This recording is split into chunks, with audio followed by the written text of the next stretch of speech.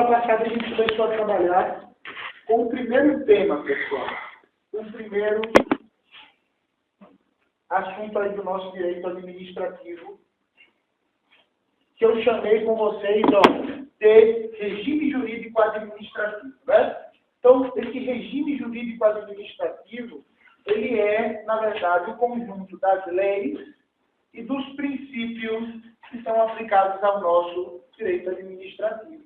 Então, vejam vocês que o nosso direito administrativo, ele é um conjunto, ele é a reunião de várias leis e também de vários princípios do nosso direito administrativo. Recebeu a apostila errada? Não, eu não peguei anterior, como eu cheguei, eu tenho uma, essa é outra já.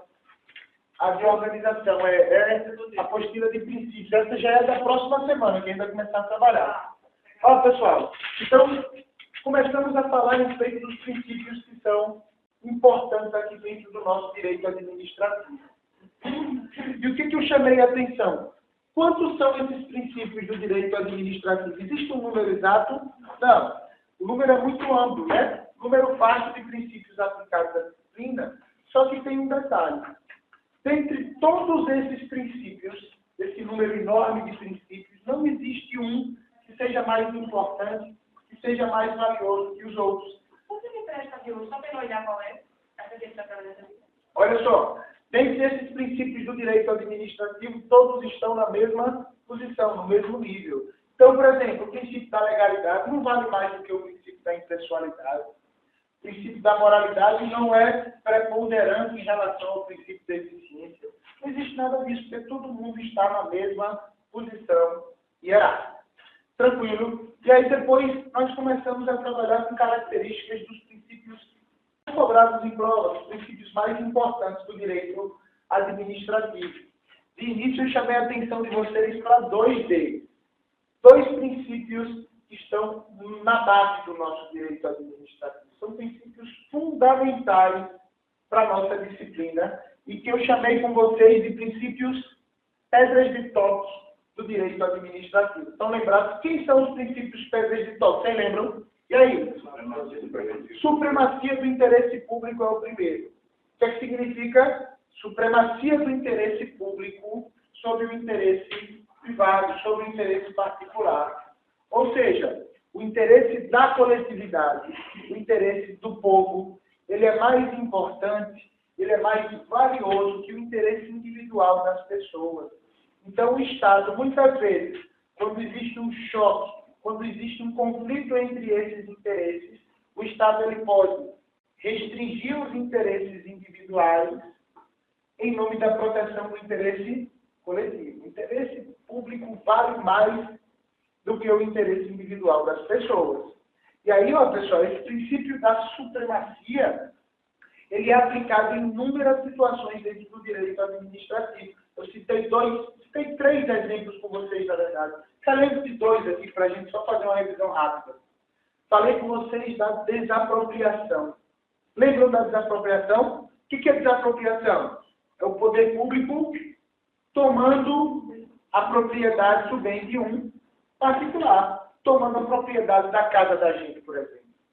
E o poder público pode fazer isso? Pode, justamente através da desapropriação. Só que tem um detalhe, para essa desapropriação acontecer, é necessário, pessoal, que o poder público ele fundamente em cima de um interesse público. Tem que existir um interesse da coletividade para que o poder público tome a propriedade do bem de um particular. Né? Eu quero tomar minha casa, tem que existir um interesse público nessa desapropriação, que é construir a ponte ali, por exemplo, do Inácio Barbosa, né? Para construir aquela ponte, algumas casas precisaram ser desapropriadas.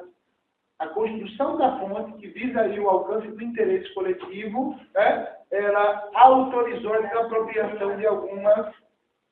Conseguiram? Conseguiram. Beleza, joia. Então, a construção da ponte autorizou a desapropriação de algumas das residências que impediam essa construção. Então, tem que haver um interesse público nessa desapropriação. E ainda por cima, eu disse a vocês que, na desapropriação, o poder público fica obrigado a ressarcir, a indenizar os danos do particular. E essa indenização tem que ser paga de forma prévia, em dinheiro e com valores o quê?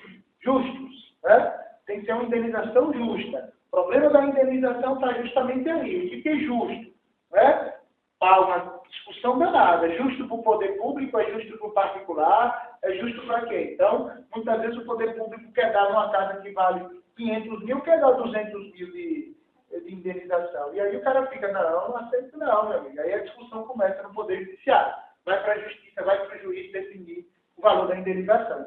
Então, pessoal, na desapropriação, quando o poder público quer desapropriar o bem de um particular, o particular não pode se negar a cumprir o ato de desapropriação. O particular é obrigado a cumprir. Por quê? Porque o interesse dele enquanto particular, de se manter no seu bem, é menos importante, é menos valioso que o interesse público da desapropriação. Ou seja, pelo princípio da supremacia, o particular é obrigado a cumprir um ato de desapropriação. Tá, pessoal? Então, esse foi o primeiro exemplo. E o segundo exemplo que eu citei para vocês foi o interesse do poder de polícia. Né? Foi o exemplo do poder de polícia. O exemplo do cara que compra o seu carro, que tem dinheiro para botar gasolina, mas o Estado diz assim, ó, cidadão, no dia de segunda, de quarta e de sexta, você não vai poder usar o seu carro, não. Poxa, aí o Estado pode, né, me proibir de usar um bem meu particular que eu comprei? Pode. Através do poder de polícia que a gente vai trabalhar. Então, o poder de polícia ele serve para o Estado restringir interesses individuais das pessoas em nome da proteção do interesse público, do interesse coletivo. Né? Isso acontece através do rodízio de veículos, né? Não é o rodízio de veículos que o Estado delimita, que o Estado impõe aos particulares, impedindo que eles possam usar o seu veículo em determinado dia da semana. O Estado ele restringe, portanto, o uso do carro pelo cidadão em nome da proteção de um interesse público, proteção do meio ambiente, em nome de um fluxo melhor aí nas vias públicas, tá? Isso tem por fundamento o princípio da supremacia do interesse público. Então, esse foi o primeiro princípio pedra de toque que eu comentei com vocês, hein? Supremacia do interesse público. E o segundo, como é que ele chama? Princípio da indisponibilidade do interesse público. Ora, pessoal, se o interesse público ele é mais valioso, significa dizer que os agentes públicos eles não podem abrir mão do alcance desse interesse público. Portanto, exige-se dos agentes públicos. Quando vocês forem agentes públicos, passarem aí no concurso de vocês, enquanto agentes públicos, vocês só poderão buscar um único objetivo, uma única meta, que é o alcance do interesse público, do interesse da coletividade. Vocês, enquanto agentes públicos, pessoal, não vão trabalhar em nome próprio, em nome particular, não. Vocês vão trabalhar em nome do povo, buscando o interesse do povo. Então, por essa razão, não vão poder abrir mão, dispensar, deixar de lado o alcance do interesse público. Em outras palavras, o que a gente pode concluir pelo princípio da indisponibilidade? Que os agentes públicos não podem buscar o quê? Que tipo de interesse? Interesse próprio, particular, pessoal. Os agentes públicos têm que buscar sempre o interesse do povo. Não podem abrir mão do alcance do interesse do povo. Tá? Então vejam vocês, supremacia do interesse público e indisponibilidade são princípios importantíssimos para o nosso direito administrativo. São princípios básicos do direito administrativo. Tá? Ao longo do curso a gente vai falar muito sobre eles, né? Beleza? E aí, em seguida, eu comecei a analisar com vocês um outro rol, uma outra lista de princípios do direito administrativo. Tá? E que esses aqui, são chamados de princípios mínimos do direito administrativo. Princípios mínimos do direito administrativo. São princípios, pessoal, básicos, né, de cumprimento pela administração pública. Princípios básicos da nossa administração. Estão lá na Constituição Federal. O artigo 37, caput da Constituição Federal, na cabeça do artigo 37. E quem são esses princípios mínimos? Tem a palavrinha-chave para a gente lembrar que é o LIMP. LIMP, portanto, é a palavrinha para a gente lembrar dos 5 princípios mínimos os 5 princípios básicos que são aplicados à nossa administração pública. A lista dos princípios mínimos é só desses 5 aqui? É só desses 5. Ah, então quer dizer que só são esses 5 princípios que precisam ser cumpridos pela administração? Não. Inúmeros outros existem. Esses aqui são chamados de princípios mínimos do direito administrativo. E quem são eles aqui, ó, pessoal? O L aqui é do princípio da legalidade. O princípio da legalidade é uma exigência, portanto, para a nossa administração. O I, princípio da impessoalidade. O M é da moralidade. O P, princípio da publicidade. E, por fim, o E, que diz respeito ao princípio da eficiência na administração pública. Então, ó, esses aqui são os 5 princípios mínimos do direito administrativo que estão lá escritos na Constituição Federal. Legalidade, impessoalidade, moralidade, publicidade e eficiência. E olha só, quem é que tem a obrigação de cumprir esses princípios aqui? São princípios aplicados à administração pública, ou seja, não se aplicam aos particulares, não se aplicam a nós, cidadãos comuns. Ué, quer dizer então que o particular não tem que cumprir o princípio da legalidade? Não, é tem. Só que não esse princípio da legalidade do artigo 37. A gente vai ver que existem outros conceitos de legalidade, tá, pessoal? Esses princípios aqui, então, são de cumprimento obrigatório pelas pessoas que fazem parte da administração pública, de todos os 3 poderes de Estado. Então, quando eu me refiro à administração pública, ó, eu disse a vocês que a administração pública no Brasil, e que é o segundo tema que a gente vai começar a analisar no curso, a administração pública no Brasil ela se divide em 2 grupos. De um lado, a administração, e de outro, a administração.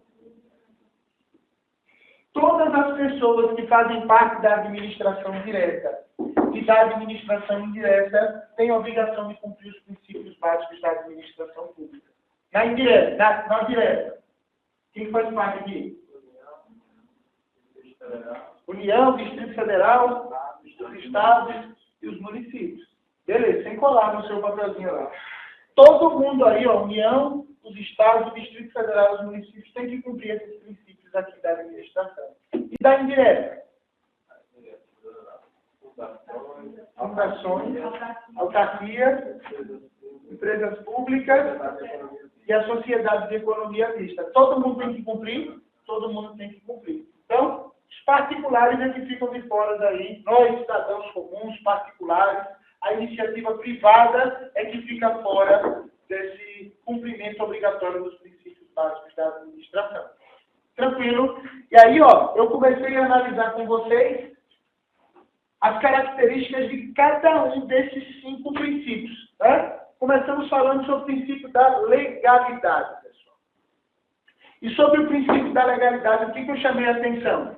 Esse princípio da legalidade, ele é visto de 2 formas. Existem 2 conceitos do princípio da legalidade. O primeiro deles é o conceito de legalidade que é aplicado para os agentes públicos, pessoal. Então, quando se trata de legalidade aplicada aos agentes públicos, a administração pública, a legalidade tem um significado, que é o seguinte, ó. O princípio da legalidade aplicada aos agentes públicos diz que o agente público, pessoal, vocês quando forem policiais, quando forem guardas, quando forem do TJ, qualquer cargo que vocês venham a exercer, vocês, enquanto agentes públicos, vocês exercerão uma função pública, trabalharão para o povo, tá, pessoal? Então, o detalhe é que o agente público ele não tem vontade própria. O agente público não tem vontade pessoal. O agente público não escolhe o que ele quer fazer, não. Por que não? Porque a vontade do agente público é aquela que está prevista na lei. O agente público, ele segue a vontade da lei, pessoal. Ele faz exatamente aquilo que a lei manda. Ele tem que fazer o que a lei manda, ele não pode decidir, portanto, o que ele quer fazer. Significa dizer, em outras palavras, que os agentes públicos eles são subordinados à lei. O agente público só pode fazer o que a lei manda. Ele não pode acordar um dia e falar que hoje eu vou fazer o que eu quero. Não, o agente público não faz o que ele quer. Faz aquilo que a lei manda. Portanto, existe uma relação de subordinação entre os agentes públicos e a lei. Tá, pessoal? Esse foi o primeiro conceito, o primeiro enfoque do princípio da legalidade que eu analisei com vocês. Já o segundo enfoque do princípio da legalidade é esse cara aqui, ó, legalidade aplicado para nós, cidadãos comuns, para nós particulares. E eu pergunto a vocês, ó, nós particulares, a gente chegou a entrar em legalidade, não foi? Dá uma checada aí, só para eu ver se eu não estou falando. A gente parou no princípio da legalidade, não foi? Ó, vamos aqui comigo. Esse segundo enfoque da legalidade, esse segundo critério, diz o seguinte, ó, nós, particulares, nós cidadãos comuns, podemos fazer o que a gente quiser, a gente tem vontade, a gente tem escolha, a gente decide o que quer fazer.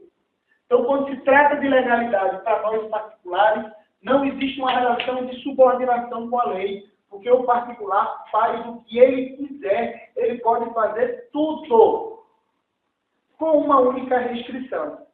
O particular ele só não pode fazer o que a lei proíbe, o que a lei veda. Então, pessoal, só não pode fazer o particular aquilo que está proibido pela lei. E aí eu citei um exemplo. A lei não proíbe, por exemplo, andar de bicicleta. Então, o particular ele pode decidir se vai andar ou se não vai andar de bicicleta. Ele tem escolha, ele tem vontade. Já o agente público, não. O agente público tem que fazer aquilo que a lei manda. Então, somente aquilo que a lei manda. Portanto, pessoal, ó, legalidade para o particular significa que ele só não pode se chocar, conflitar com a lei. Portanto, tudo aquilo que não é proibido pela lei para o particular é porque é permitido. Tudo que a lei não proíbe é porque é permitido. Olha só, dentro desses dois conceitos, eu pergunto a vocês. Agente público subordinado à lei. Particular pode fazer qualquer coisa, só não aquilo que a lei proíbe. Dentro desse conceito, quem é que vai poder atuar, fazer determinada conduta, praticar determinada conduta, se a lei for omissa, se a lei não existir? Ó, não existe uma determinada lei regulamentando algum assunto. Quem é que vai poder exercer esse assunto, praticar essa conduta? O agente público ou o particular?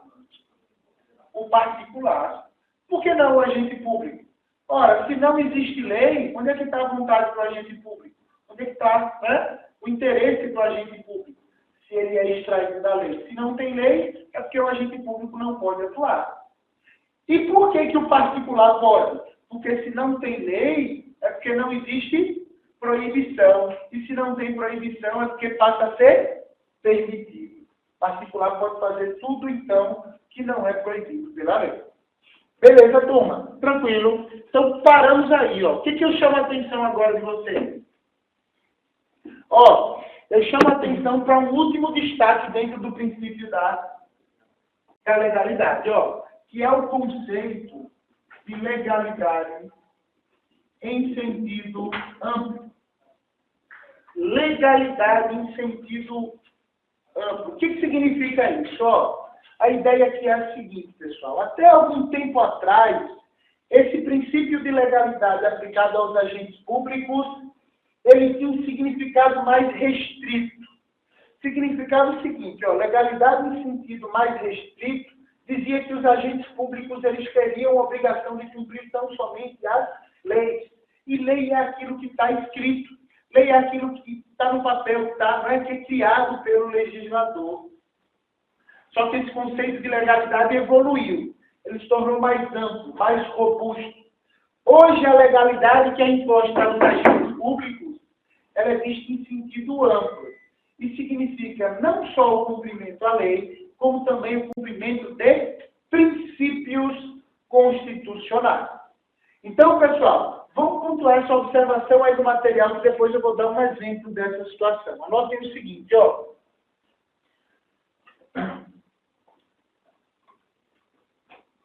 O conceito de legalidade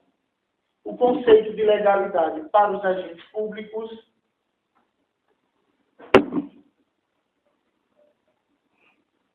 é visto, o conceito de legalidade para os agentes públicos é visto atualmente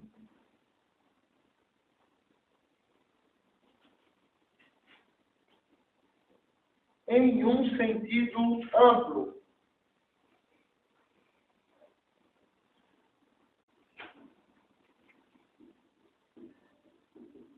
Vírgula, pois significa o cumprimento. Pois significa o cumprimento tanto das leis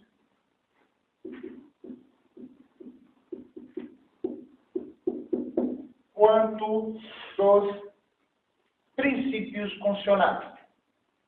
O conceito de legalidade é visto em sentido amplo, pois significa o cumprimento tanto das leis quanto dos princípios constitucionais.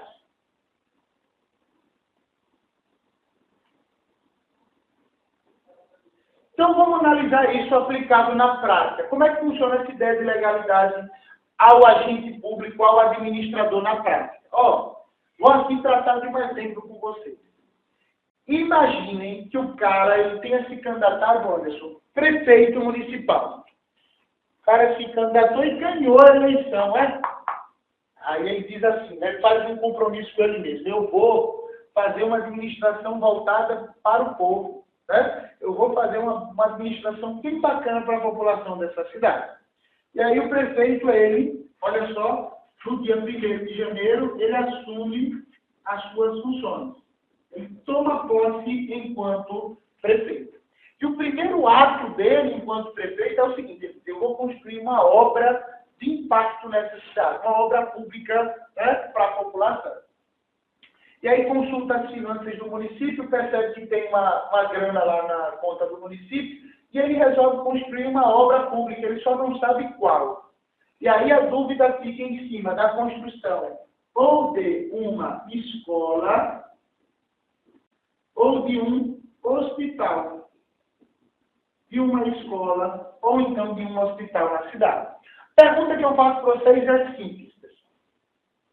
Imagine que o prefeito ele tenha optado por construir a escola. Ora, a construção de uma escola pública municipal, ela visa o alcance do interesse da coletividade ou do interesse pessoal do prefeito? Interesse da coletividade, interesse público, né? Vou construir uma escola pública para o município. Então, isso de fato visa atingir um interesse público, um interesse coletivo. E se o prefeito resolve construir um hospital, essa construção visa o alcance do interesse público ou do interesse individual do prefeito? Do interesse público também, né? Então, qualquer que seja a escolha aqui, ó, o que se busca é o alcance do interesse público, do interesse coletivo. Beleza? Qualquer uma das obras, né, ela seria feita para o povo, em busca do interesse do povo. Tranquilo. Mas eu vou incrementar esse exemplo. Vamos imaginar que o prefeito ele tenha resolvido por construir um hospital, né, em busca da satisfação do interesse da coletividade daquele município. Só que essa cidade municipal, ela tem uma situação que é a seguinte: quando se trata de rede de saúde pública, essa cidade já tem postos de saúde, já tem médicos do PSE, tem aí os médicos de Cuba que vieram para essa cidade, que estão lá trabalhando, né? Ou seja, a cidade tem uma estrutura, um sistema básico de saúde que funciona, tem uma certa engrenagem nesse sistema de saúde pública municipal. Só que quando se trata de educação, a escola, ou melhor, a cidade não tem uma única escola municipal. ou a escola que tem não dá conta das crianças da cidade. Ou seja, muitas dessas crianças que estudam nessa cidade, ou melhor, dessa cidade, tem que estudar numa cidade vizinha, tem que acordar de madrugada para pegar o ônibus para ir para a cidade vizinha estudar. Então vejam vocês, ó, por mais que qualquer opção ela seja, né, por mais que qualquer opção do prefeito seja em prol do interesse público, a pergunta que eu faço é a seguinte: a escolha do prefeito em construir um hospital, ela foi uma escolha proporcional, foi uma escolha razoável? Ó, pessoal, a cidade não tem escola pública municipal e já tem uma rede básica de saúde. Dentro desse contexto, escolher construir um hospital é uma escolha razoável? Não é. Então, se não é uma escolha razoável, se não é uma escolha proporcional, é porque viola um princípio constitucional, que é o princípio da proporcionalidade, também chamado de princípio da razoabilidade. Então, essa escolha do prefeito em construir um hospital, ela passou a ser uma escolha desproporcional, uma escolha desarrazoável. Turma, e se viola um princípio constitucional, significa dizer que essa escolha do prefeito foi o quê? O conceito de legalidade é visto em sentido amplo. Se viola um princípio, significa dizer que a escolha foi ilegal.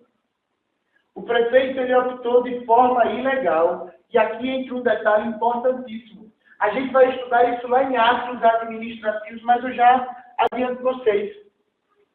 Toda vez que os agentes públicos, toda vez que o administrador público praticar uma conduta ilegal, essa ilegalidade ela pode ser revista, ela pode ser controlada por quem?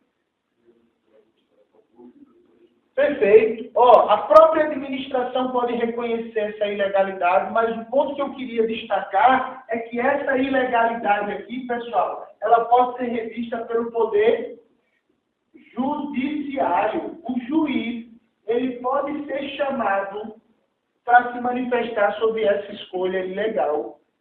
Olha só, então dentro desse exemplo aqui, o que poderia acontecer? O poder judiciário poderia ser provocado para dizer que essa escolha do prefeito foi ilegal e determinar que o prefeito construísse a escola pública municipal. Ah, mas isso não acontece não, acontece aos montes. Aconteceu aqui, por exemplo, em Lagarto no ano passado.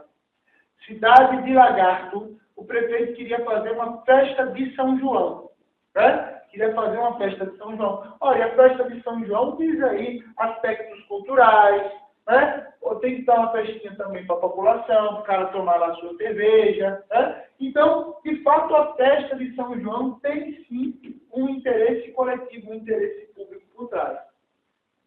Só que o prefeito de Lagarto, ele queria fazer a festa de São João e ia comprometer os recursos da cidade e, consequentemente, não ia conseguir fazer a reforma do matadouro da cidade de Lagarto. Então, olha só, ia fazer a festa de São João, mas não ia ter dinheiro para reformar o matadouro da cidade. O que é que aconteceu? O Ministério Público ajuizou uma ação e o juiz da cidade de Lagarto proibiu que o prefeito fizesse a festa de São João. Por quê? Porque ele considerou a escolha desproporcional, desarrazoada, portanto, uma escolha ilegal. E se é ilegal, o Poder Judiciário pode controlar. Então, vejam vocês, pessoal. Quando se falar em princípio da legalidade, lembrem, o administrador tem a obrigação de cumprir tanto a lei, que é a base do princípio da legalidade, quanto os princípios constitucionais, sob pena da sua conduta se tornar ilegal. E se for ilegal, o Poder Judiciário pode ser chamado para intervir, pode ser chamado para controlar. Beleza, turma? Tranquilo isso aí. Joia. Olha só.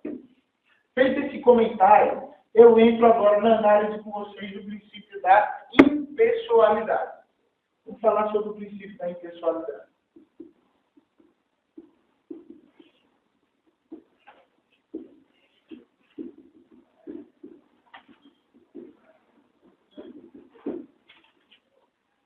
E aí?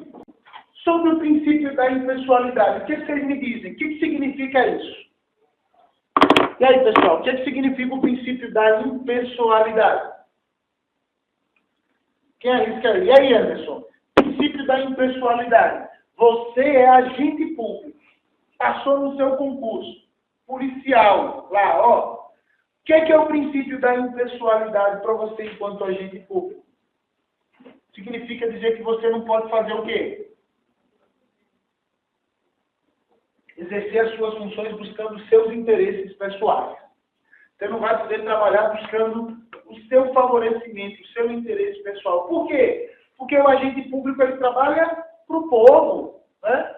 Olha a expressão servidor público. O servidor público serve ao público, né? Trabalha para o povo. Então, os agentes públicos não podem, pessoal, buscar os seus interesses próprios ou os interesses de terceiros no exercício de suas funções. No exemplo da desapropriação que eu dei, não pode o prefeito da cidade, né, desapropriar o bem de um particular para construir uma estrada que vai dar acesso à sua fazenda pessoal, né, que vai valorizar a sua fazenda. Por quê? Porque quando ele desapropria com esse intuito, ele está preocupado com o interesse pessoal dele e não com o interesse da coletividade. O ato passa a ser ilegal por violar o princípio da impessoalidade. Não pode, por exemplo, né, o administrador, a autoridade administrativa, aplicar uma punição de demissão ao servidor público simplesmente por perseguição, porque não vai com a cara do servidor, né? E que acontece muito na prática. Muitas vezes a autoridade administrativa persegue, retalia o servidor público lhe aplicando punição sem ele ter praticado infração disciplinar alguma. E por que a autoridade faz isso? Para satisfação de interesses pessoais. Essa punição é considerada legal? Não, porque ela atinge o princípio da impessoalidade. Atentem que o princípio que a Constituição consagra é o da impessoalidade. E muitas vezes em concurso o examinador bota, para confundir a cabeça da gente, o princípio da pessoalidade. E a pessoalidade é admitida no nosso direito administrativo. Os agentes públicos podem agir de forma pessoal. O que é agir de forma pessoal? É buscar interesses próprios, favorecer os próprios interesses, buscar interesses próprios ou de terceiros. E isso é vedado dentro do nosso direito administrativo. Beleza, pessoal? Olha só. Eu, nessa revisão rápida da aula passada, eu já até comentei sobre isso. Tem um princípio que nós já comentamos, que é sinônimo de impessoalidade. Qual o princípio que eu comentei há pouco, que diz que os agentes públicos eles não podem abrir mão do alcance do interesse público? E aí, vou dar a dica. É um princípio pedra de toque. Princípio da indisponibilidade. O que significa indisponibilidade? Que o agente público ele não pode dispor, abrir mão do alcance do interesse público. Ou seja, que o agente público ele não pode buscar os seus interesses pessoais, os seus interesses próprios. Portanto, esse cara aí, ó, é sinônimo do princípio da indisponibilidade e também é sinônimo de um outro princípio, que é o princípio da finalidade. Pessoal, finalidade é sinônimo de objetivo, de meta a ser alcançada no exercício das funções públicas do agente público. Então, o agente público tem um único objetivo a alcançar no exercício de suas funções, que é justamente o interesse público. Ou seja, o agente público não pode buscar os seus interesses pessoais. Então, no final das contas, esse princípio da impessoalidade ele passa a ser sinônimo do princípio da finalidade e da indisponibilidade do interesse público. Tranquilo? Então, vamos lá. Vamos anotar o conceito do princípio da impessoalidade aí no material. Anotem o seguinte, ó, pessoal. Princípio da impessoalidade significa que princípio da impessoalidade significa que os agentes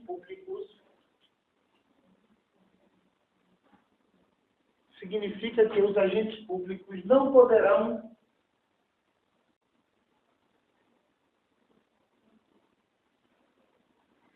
no exercício de suas funções públicas, significa que os agentes públicos não poderão, no exercício de suas funções públicas, vírgula novamente, buscar interesses próprios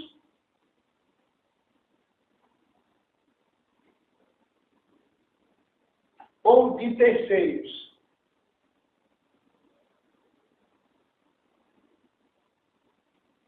Buscar interesses próprios ou de terceiros. Vamos continuando, ó. É sinônimo dos princípios da finalidade e da indisponibilidade do interesse público. O princípio da impessoalidade é sinônimo de finalidade e de indisponibilidade do interesse público. Porque todo mundo diz aí que o agente público não pode buscar interesses pessoais. Todos dizem exatamente a mesma coisa.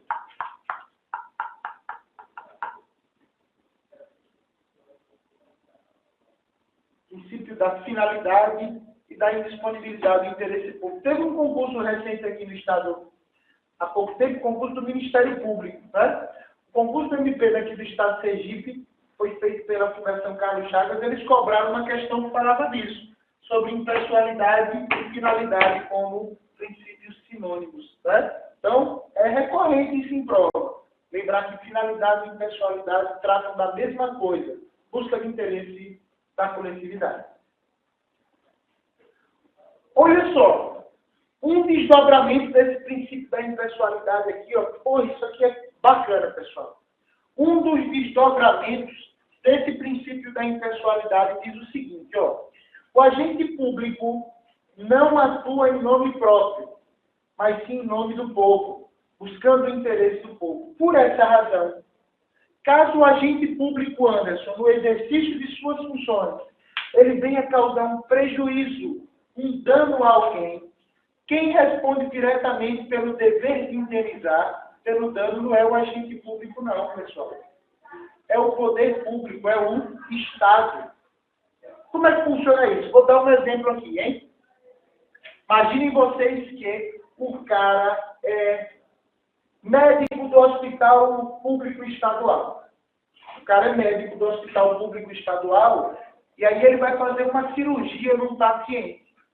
Só que o médico nesse dia ele está com a cabeça lá no mundo da lua e aí ele de forma desatenta, quando vai fazer uma cirurgia que era para ser na perna direita, ele faz na perna esquerda, né? O paciente ia ter que amputar a perna direita. O médico vai lá e passa, né, a faca na perna esquerda do cara. Olha que problema, né? O paciente sofreu um dano em razão da conduta do médico. O cara vai ficar sem perna nenhuma. Já tinha que amputar a outra, né?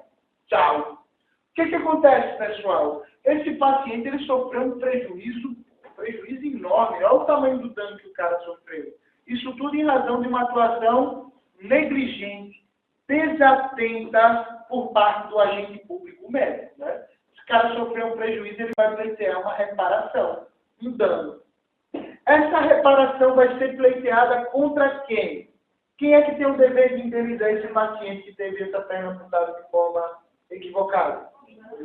É o Estado. Ó, nesse exemplo que eu dei aí, a pessoa que foi lesada, o paciente, ele vai poder pleitear a sua reparação do Estado, do poder público. Então, ó, a pessoa lesada cobra do poder público essa reparação mediante uma ação de indenização. Vamos imaginar que o juiz, nessa ação de indenização, reconheça que o Estado tem a obrigação de indenizar, que o Estado tem a obrigação de pagar uma indenização. Pessoal, o Estado, vamos supor que pague uma indenização de R$100 mil a esse paciente. Pagou. O Estado vai ficar no prejuízo? vai ficar com esses 100 mil reais a menos. Não foi ele, Estado, que praticou a conduta equivocada. O Estado aqui é uma pessoa jurídica, é uma abstração, não existe, não é material. Né? É uma pessoa jurídica, é um conjunto de direitos e de obrigações, mas que não existe. Não foi o Estado que praticou a conduta. O Estado paga a indenização de início, mas depois ele vai cobrar de alguém? Vai cobrar de alguém. E vai cobrar de quem? Vai cobrar do agente público. Ó. O poder público aqui vai cobrar os valores que foram pagos do agente público que causou o prejuízo. E essa cobrança do poder público sobre o agente público ela é feita mediante, se chama de ação de regresso. É uma ação de cobrança pessoal. O poder público vai cobrar do agente público os valores que foram pagos. O que eu chamo a atenção? O que não pode acontecer é isso. O que não pode acontecer é a pessoa que sofreu prejuízo ir cobrar diretamente do agente público que lhe causou o dano. Por que a pessoa que sofreu prejuízo não pode cobrar diretamente do agente público? E aí? Por que eu, que tive a perna amputada, eu não posso ajuizar uma ação diretamente contra o médico que amputou a minha perna? Porque o agente público, pessoal, ele não atua em interesse próprio. O agente público, ele atua em nome e no alcance do interesse do povo, do interesse público. Ou seja, isso é uma característica da impessoalidade do agente público. Pelo fato dele não atuar em nome próprio, ele não pode responder diretamente por sua atuação ilegal. Quem responde é o poder público. Diga aí. Se o agente público vai votar o Estado desse valor. Pois é. Olha só, não significa necessariamente... Olha só, existe uma situação bem interessante do direito que é o ganhar, mas não levar. É uma situação muito corriqueira. Então, vamos imaginar que a pessoa lesada tenha ganho do Estado uma indenização de 100 mil e que o Estado vai cobrar do agente público esses valores, né? Através de uma ação de regresso. Olha só, o Estado ele pode cobrar do agente público esses valores, mas se o agente público não tiver os valores para pagar, ele não vai pagar. Vamos imaginar que você tenha sofrido... Vamos imaginar que você tenha sofrido uma agressão verbal. Que alguém ofendeu a sua honra, xingou sua família, tal. E aí você diz o seguinte, não, isso não vai passar em branco. Eu vou atrás dos meus direitos. Aí ajuizo uma ação contra o cara, pleiteando uma indenização pelos danos sofridos.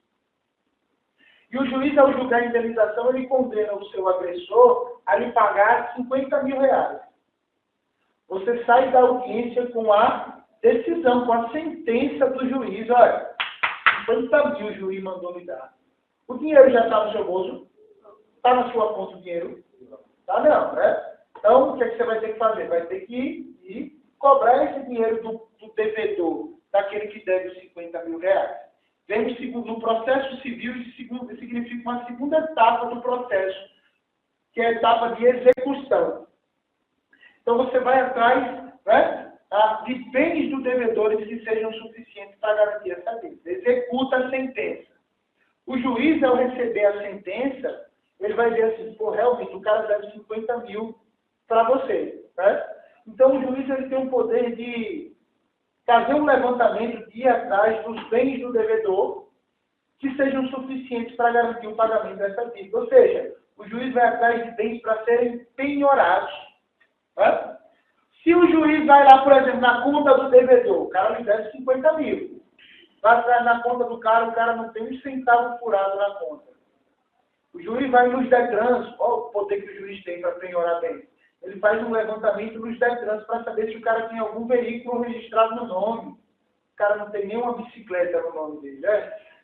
O juiz tem o poder de ir atrás dos registros imobiliários para saber se o cara tem um bem imóvel, né, para lhe garantir.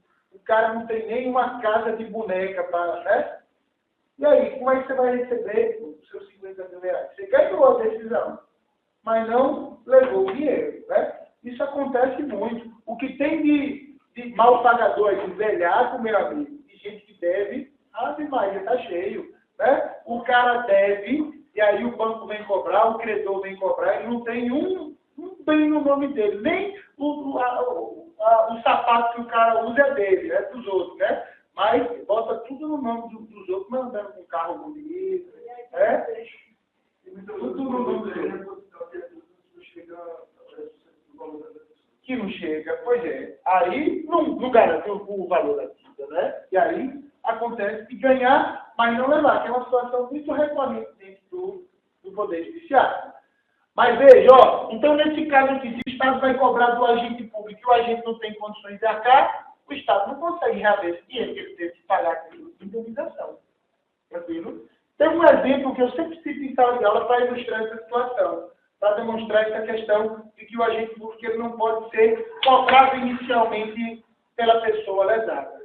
Teve um cliente meu, policial militar, os caras estavam fazendo uma ronda. Ele estava lotado na época na Rádio Patrulha. Estavam fazendo uma ronda pelo centro da cidade, aqui, né, ali pertinho da Fausto Cardoso.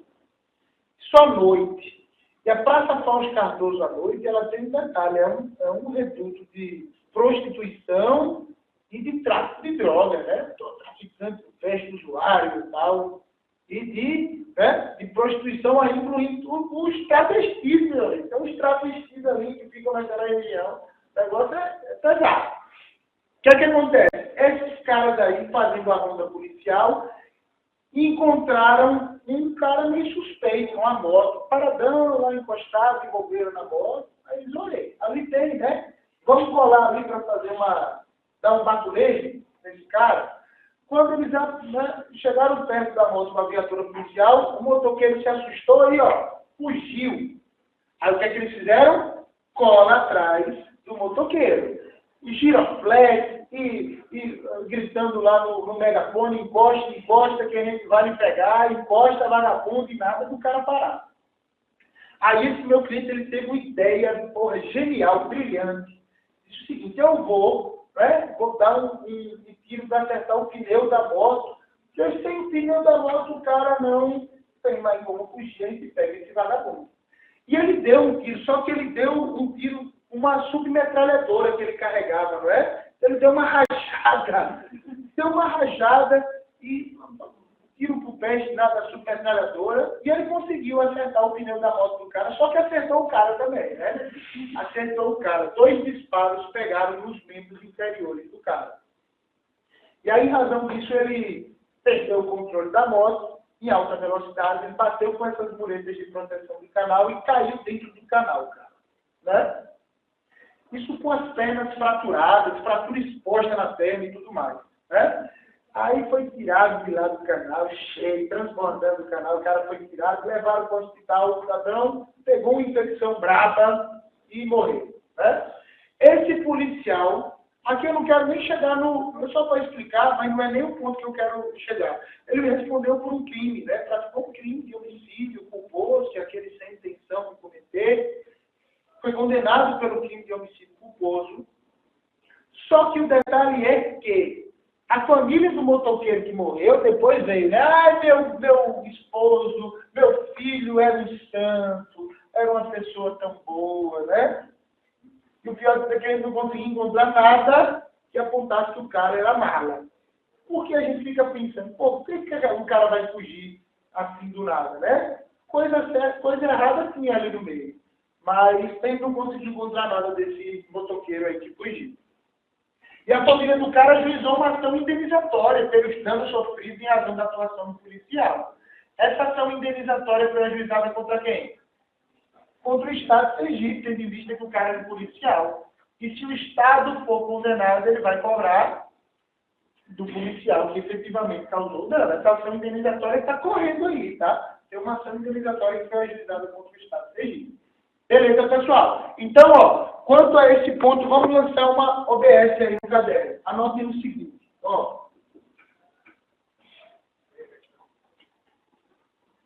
Anotem o seguinte, por não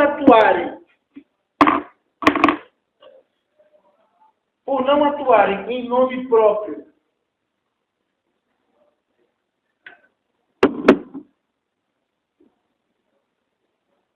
vírgula, mas sim no interesse do povo,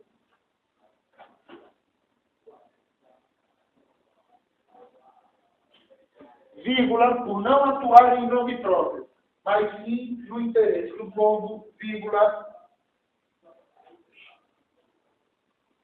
os agentes públicos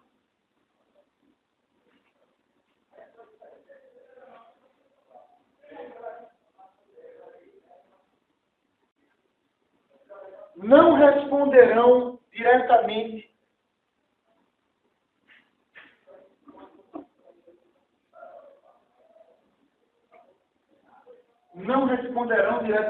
pelos danos causados a terceiros,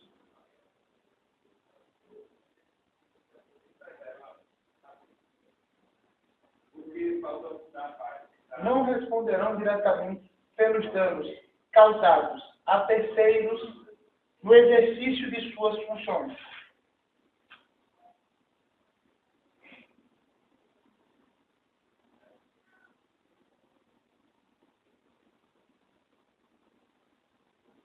No exercício de suas funções. Ponto continuando, quem responderá é o Estado.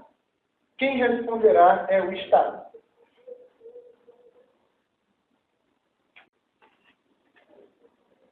Beleza, pessoal? Então vejam vocês, o fato do agente público não atuar em nome próprio, ele não pode ser responsabilizado diretamente pelos danos que ele cause a alguém. Quem responde é o Estado. Mas o Estado vai poder cobrar do agente público, vai, através do que se chama de ação de regresso, que é uma ação de cobrança que o Estado ajuiza contra o agente público. Beleza, pessoal? Isso é um desdobramento do princípio da impessoalidade. Olha só o que eu chamo a atenção. Posso apagar isso aqui? Olha o que eu chamo a atenção. Existem 3 situações que são muito corriqueiras em provas de concurso e que dizem respeito ao princípio da impessoalidade. 3 situações, né, que são exemplos de aplicação clássicas aí do princípio da impessoalidade. Exemplos de aplicação do princípio da impessoalidade.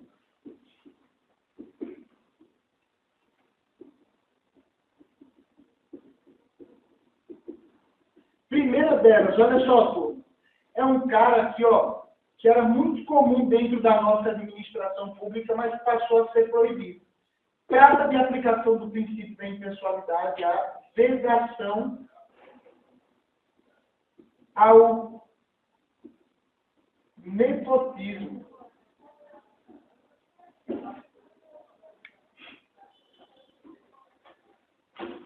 O que significa nepotismo, hein, pessoal? O que significa esse tal desse nepotismo? Uma prática muito comum dentro da nossa administração pública há 70 anos atrás.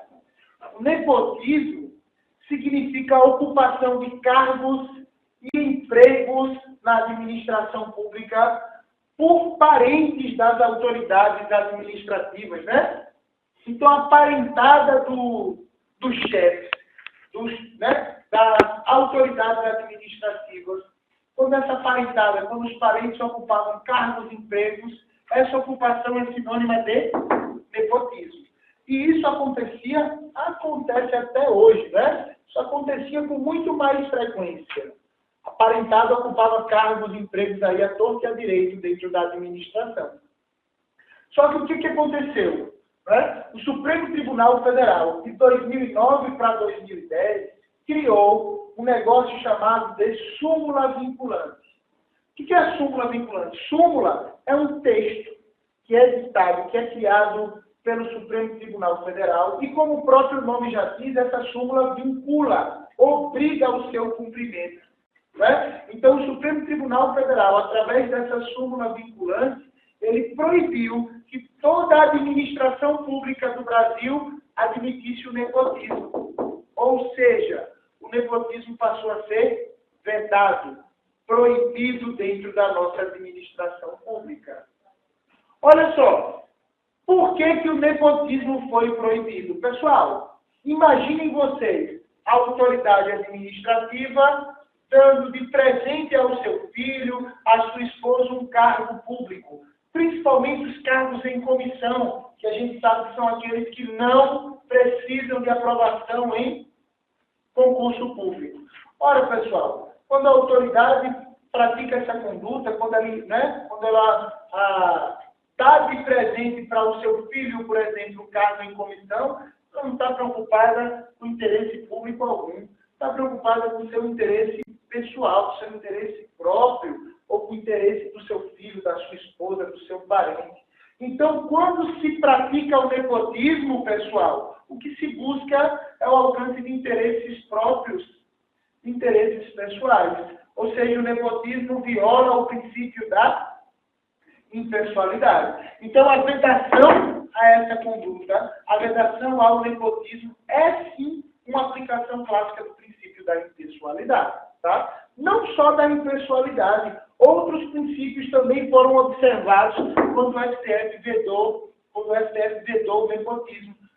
Empregar parente ofende o princípio da eficiência. Né? Por quê? Porque não que os parentes sejam ineficientes, mas é porque muitos deles não vão trabalhar quando ocupam cargos em comissão.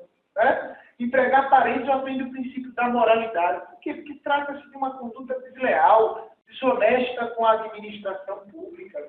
Então, são vários os princípios que são atingidos com essa conduta do nepotismo. Em principal, o princípio da impessoalidade. Tranquilo, pessoal? Olha só, depois que a gente anotar o conceito do nepotismo, eu vou comentar com vocês duas exceções que ficaram de fora dessa súmula vinculante número 13, que é a súmula do nepotismo. Depois eu comento isso com vocês para a gente anotar aí no material. Ó, vamos anotar o que significa nepotismo aí no material.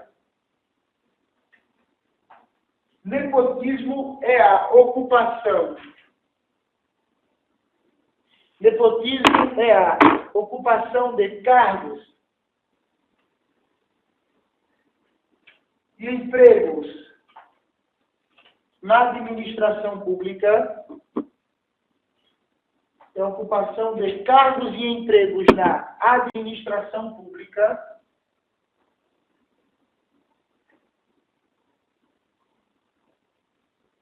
É a ocupação de cargos e empregos na administração pública por parentes das autoridades administrativas. Por parentes das autoridades administrativas.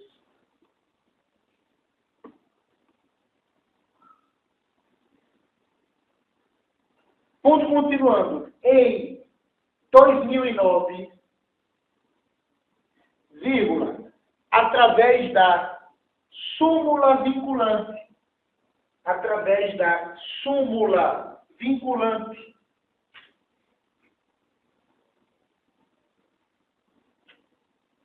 número 13. Então, ó, quando vocês forem estudar em casa, deem uma procurada no Google, súmula vinculante número 13, que vocês vão ler o enunciado da súmula 13. Tem aí, né? Tem aí no seu vazamento, você consegue encontrar. Ela vem falando sobre a vedação ao nepotismo no Brasil, o emprego de parentes. Então, em 2009, através da súmula vinculante número 13, novamente, o STF proibiu o nepotismo no Brasil. O STF proibiu o nepotismo no Brasil.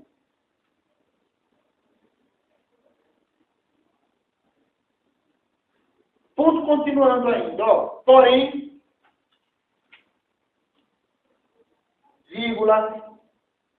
esta súmula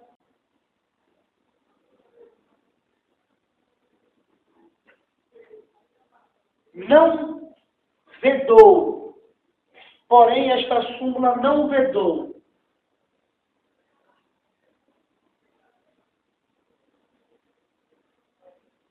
a ocupação de. Porém, esta súmula não vedou a ocupação de cargos políticos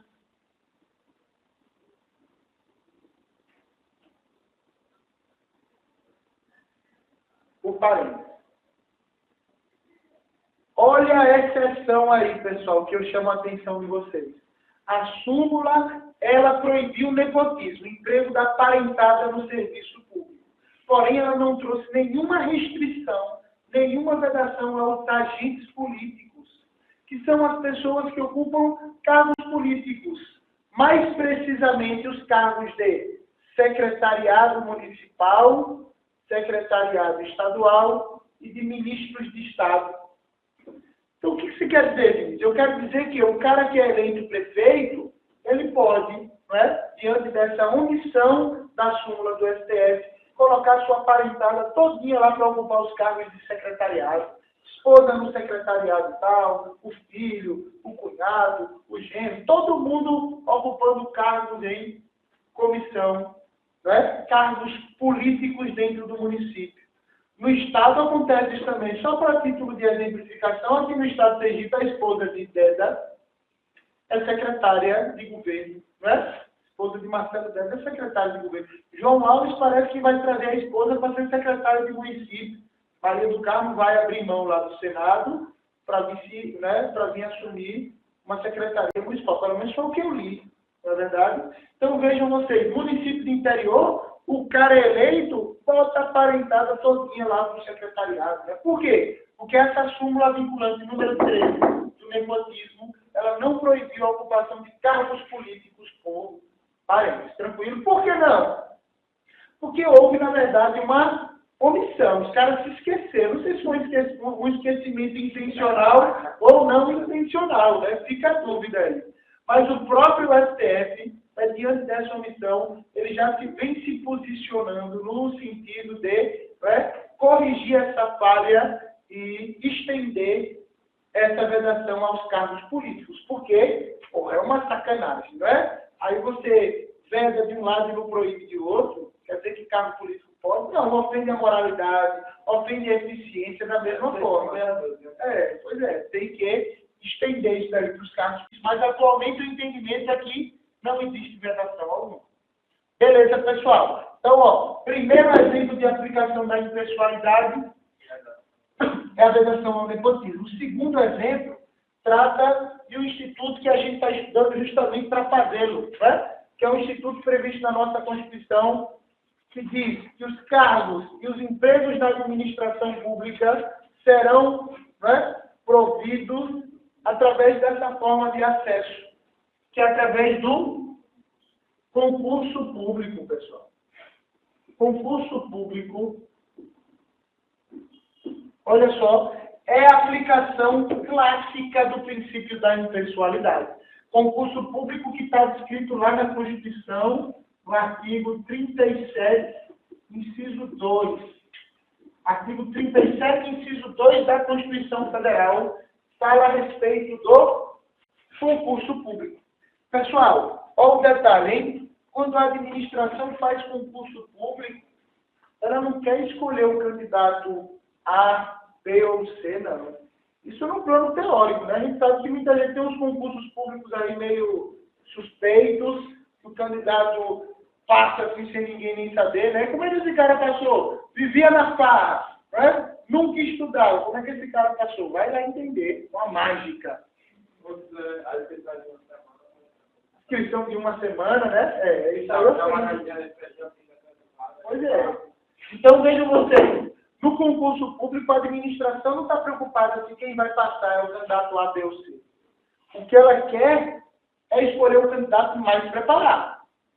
É escolher o candidato que teve melhor resultado nas provas do concurso público. Então, veja, pouco importa se quem vai ser aprovado no concurso é o filho do governador ou é o filho do Zé da Feira. O que a administração quer é escolher o melhor, escolher o candidato mais preparado. Então, essa ideia do concurso público, ela também tem a ver com o princípio da impessoalidade. Pouco importa quem venha, que venha o melhor, que venha o candidato mais preparado. Então, no concurso público, ó, o que se busca é a escolha do candidato mais preparado. Essa escolha do candidato mais preparado é chamada de meritocracia. É a valorização do mérito, tá, pessoal? O candidato que tiver o melhor mérito, o melhor resultado nas provas, é que vai ser aprovado no concurso público. E uma terceira aplicação do princípio da impessoalidade, pessoal, surge com esse cara aqui, ó. Com a licitação. E aí, o que significa licitação? Licitação que também tem previsão lá na Constituição Federal. A licitação, ó, ela está prevista no artigo 37, inciso 21. Licitação que tem uma lei específica para regulamentá-la. A licitação, ela está descrita aqui, ó, na lei 8666 de 93. Para que serve essa tal dessa licitação? Ó, pessoal, o poder público, quando ele quer comprar um bem, imaginem o estado de Sergipe querendo comprar novos computadores das escolas públicas estaduais. O poder público, quando quer contratar uma empresa para prestar determinado serviço, município de Aracaju querendo contratar uma empresa para manutenção dos jardins dos órgãos públicos. O poder público, quando quer realizar uma obra, né? A União querendo construir um estádio para a Copa do Mundo. Vejam vocês que o poder público ele tem por obrigação, nessas situações, de antes de celebrar o contrato com a empresa privada, de realizar um instituto chamado de licitação. E essa licitação aqui, pessoal, é sinônimo de competição. O poder público realiza a licitação, né, no intuito de estimular a competição entre os licitantes interessados. E competição para quê? Para, ao final dessa competição, o poder público escolher a proposta que seja mais vantajosa para o interesse público. Então, numa licitação, pouco importa se vai sair vencedor da licitação o candidato A, B ou C, o interessado A, B ou C. O que a administração quer é a escolha da proposta mais vantajosa.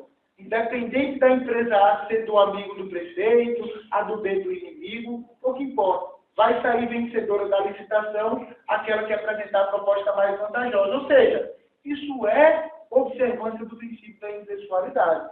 Digo isso no plano da teoria. Na prática também tem umas malandragens aí, né? Favorecimento de uma, favorecimento de outro investimento, né? Então, quando existe favorecimento, o princípio da impessoalidade ele é colocado no bolso. A turma esquece da impessoalidade. Tranquilo, pessoal? Então, quando se trata de licitação, ó, o que a administração pública busca é a escolha da proposta mais vantajosa para o interesse público.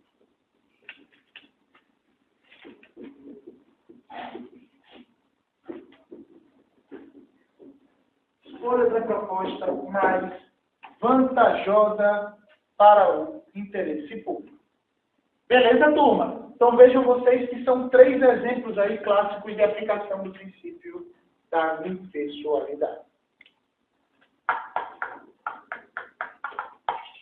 Beleza? Bora fazer um intervalinho? Vamos tomar um café? Vou pegar. E ainda eu faço uma última observação com vocês. Ó, sobre o princípio da impessoalidade, eu chamo a atenção para um último detalhe. Esse detalhe está descrito aqui, ó, pessoal, no artigo 37, parágrafo 1º da Constituição Federal. Oi? Da civil vai ser mais complicado ainda, porque não da polícia. Pois é. Não, da civil, o último concurso para agente de polícia civil aqui do Estado foi de 2001 para 2002, né? Pois é. E 2001 para 2002, ou seja, vão 12 anos aí sem agentes, e parece que a terceira classe da Polícia Civil daqui está toda vaga, né? Isso poucos e tem poucos já na segunda. Pois é. Por quê? Porque a turma foi sendo promovida, a terceira classe está toda vaga.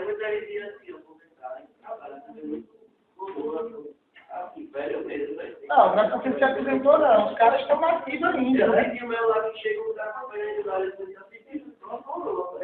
Pois é. Por quê? Porque não tem renovação, pô.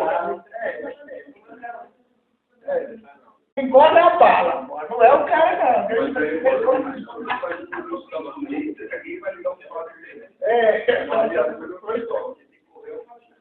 Vamos lá, então. Ó, artigo 37, parágrafo 1º. É o seguinte, pessoal. Essa regra aqui é a seguinte, ó. A Constituição, ela diz assim, ó. Eu vou interpretar esse artigo 37, parágrafo 1º com vocês. A Constituição, ela diz, ó.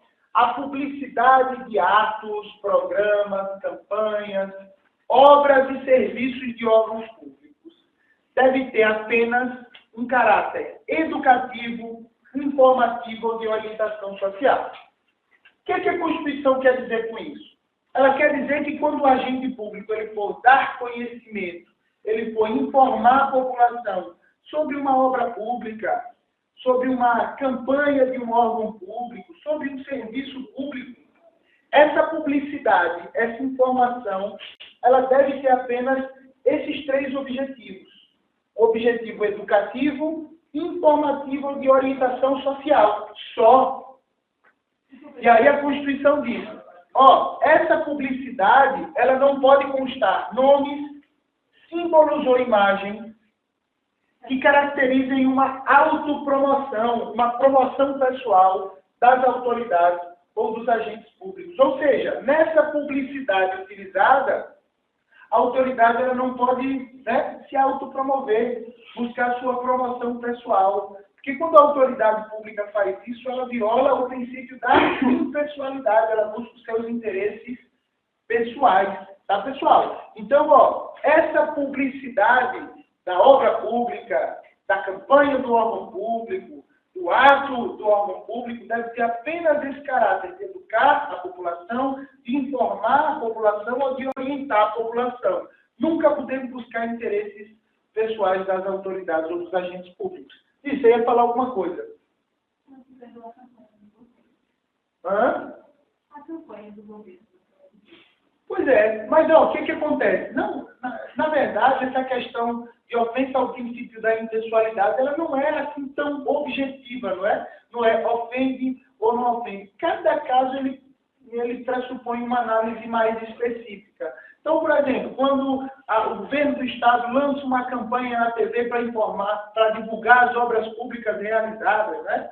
Para divulgar que construiu uma quadra de esportes no interior tal, entende-se que essa divulgação ela não tem um caráter de autopromoção, um caráter de promover a autoridade ou o agente, mas sim um caráter de educar, de informar a população, né, a respeito de prestação de contas, seria. É por isso que não se pode fazer uma definição taxativa do que é ou não conduta que viola o princípio da impessoalidade nesse parágrafo 1º do artigo 37. Né? Por exemplo, o que é que os tribunais já decidiram que ofende esse princípio da impessoalidade?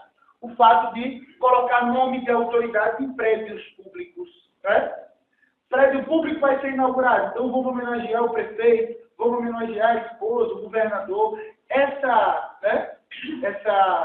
homenagem, ela seria uma forma de autopromoção, de promoção pessoal da autoridade. Portanto, os tribunais superiores vedam tal coisa. E por que acontece tanto na prática, né? Vai lá em Aquidauana, de repente, a cidade deve ter nome de praça com o prefeito, nome da esposa, não sei, deve ter. Todo canto tem, lá não deve ser diferente. Porque a fiscalização ela é muito incipiente, o controle ele é muito frágil. Os mecanismos de controle eles são frágeis, pessoal. O Ministério Público, que é a instituição que muitas vezes bate em cima, tem coisas mais importantes para se preocupar. E aí acaba deixando essa situação irregular de lado, tá? Diga aí.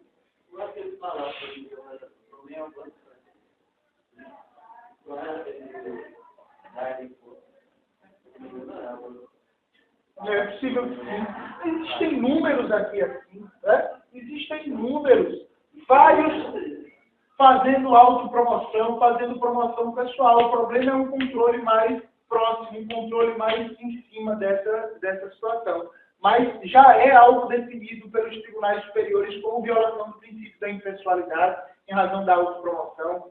Querem ver outra? O Supremo Tribunal Federal já entendeu que o prefeito, por exemplo, que é eleito e pinta a cidade nas cores do partido, o prefeito pratica uma conduta que viola o princípio da impessoalidade, porque isso também gera uma promoção pessoal, uma autopromoção. Né? Comentaram comigo por esses dias, né? Comentaram que teve uma cidade aqui do interior que o prefeito botou a luz verde. Eu não vi, não. Disse que botou a luz verde. Isso para quê? Foi para homenagear o partido, foi? E as cores da bandeira da cidade. Cores da bandeira da cidade. Meu Deus do céu, eu vou te dizer, tem uns caras que não tem o que fazer, né? Meu Deus do céu. Pois então, se fosse uma intenção de buscar uma promoção pessoal do candidato ou do partido do candidato, isso poderia sim, né, atingir esse parágrafo 1º do artigo 37, que trata do princípio da impessoalidade.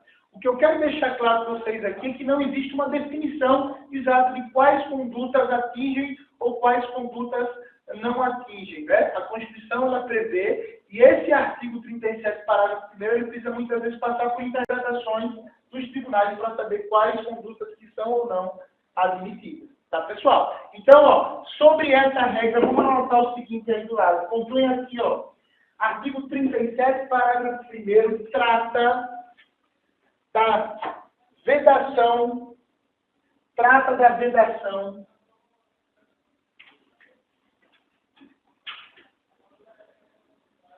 a promoção pessoal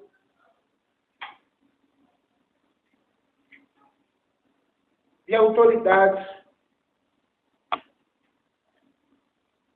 e de agentes públicos. Trata da vedação à promoção pessoal de autoridades e de agentes públicos. Tá, pessoal? Olha só. O que é que vocês precisam atentar? Atentem que essa conduta aqui, que veda a promoção pessoal, ela, na verdade, atinge o princípio da impessoalidade. Por que é importante destacar isso? Porque se vocês forem consultar lá na Constituição, esse artigo 37, parágrafo 1º, ele começa assim, a publicidade de atos, programas, campanhas, obras, serviços, e por aí vai. Então, já peguei questões de prova que falavam assim, né? Transcreviam esse artigo 37, parágrafo 1º, e depois o examinador perguntava: que princípio constitucional é atingido com essa conduta? Aí o candidato começava lendo a publicidade e disse: porra, que questão dada, né? Então aqui, quando o cara usa a publicidade para isso, é porque ele viola o princípio da publicidade. É isso? Não, não é. A publicidade é que ela é utilizada para buscar o interesse pessoal da autoridade. Ou seja, o princípio que é violado com essa conduta é o princípio da impessoalidade. Tá? Atentem para isso, tá, pessoal? Esse artigo 37, parágrafo 1º, ele tem relação com o princípio da impessoalidade. Veda a busca de interesses pessoais das autoridades e dos agentes públicos. Beleza? Tranquilo, pessoal? Pois bem, vamos para o próximo. Vamos falar agora a respeito do princípio da moralidade. Princípio da moralidade. E aí, turma, qual que é a ideia? O que significa esse princípio da moralidade? Turma, o princípio da moralidade ele tem algumas expressões que são características. Quando caem em prova, dizem respeito a esse princípio. Quais são elas? Quando vocês se depararem com a ideia de honestidade, de lealdade, de boa-fé do agente público no exercício de suas funções, de obediência a princípios éticos, tudo isso tem a ver com a ideia de moralidade ou de moralidade administrativa, tá, pessoal? Acima de tudo, é o dever dos agentes públicos de atuarem de forma honesta, com honestidade no desempenho de suas funções, tá? Então, sobre a moralidade, vamos pontuar o seguinte aí no material. é o dever dos agentes públicos,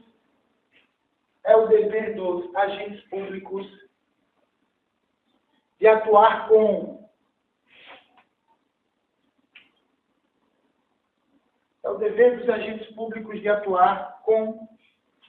honestidade,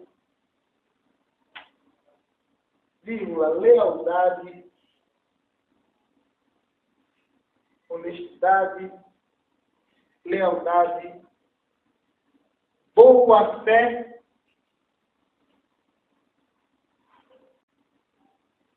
e obediência a princípios éticos. Boa-fé e obediência a princípios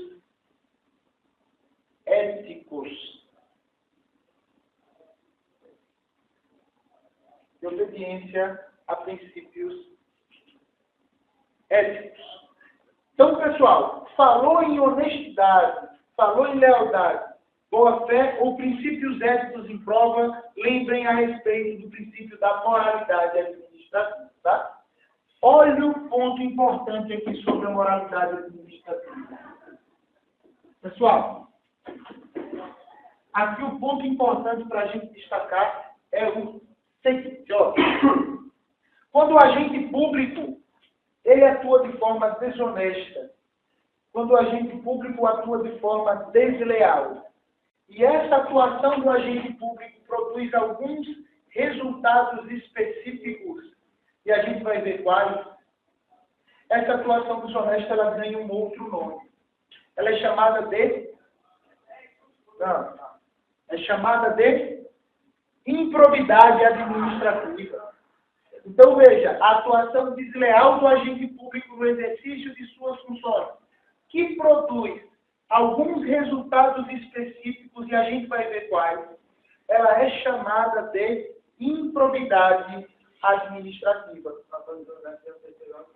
O peculato também é uma atuação desonesta do agente público, só que o peculato, na verdade, configura um crime praticado pelo, entre aspas, funcionário público para fins penais, que é a definição que o Código Penal dá, no exercício de suas atuações. Então, o agente público que, por exemplo, que se apropria de um computador da repartição, do exercício de suas funções, esse agente público pratica um crime de peculato. Então, o peculato ele é um desdobramento da responsabilidade penal do agente público.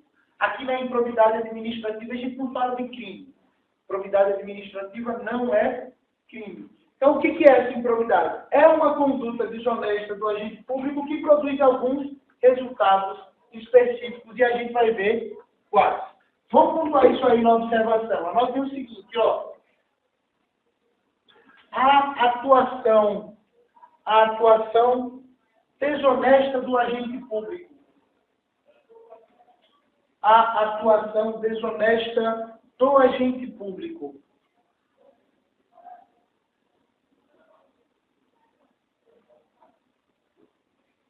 Que produz